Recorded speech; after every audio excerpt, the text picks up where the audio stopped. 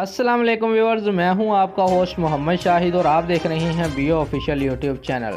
Viewers, अगर आप पाकिस्तानी हैं तो जल्दी से वीडियो को लाइक कर दें और नीचे कमेंट में पाकिस्तान जिंदाबाद पाक फौज पाइंदाबाद का नारा भी ज़रूर लगाएं।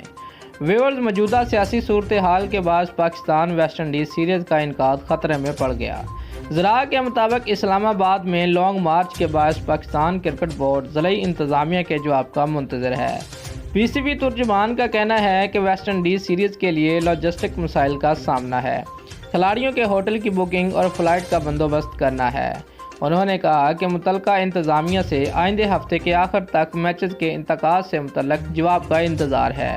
पीसीबी ने मुल्तान को बतौर बैकअप वेन्यू मुकर्रर कर रखा है।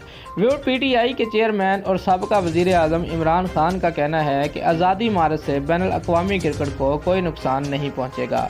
दोस्तों, अगर आपको हमारी ये वीडियो अच्छी लगी है तो लाइक और कमेंट ज़रूर करें और हमारे चैनल को सब्सक्राइब करना मत भूलिए। शुक्रिया।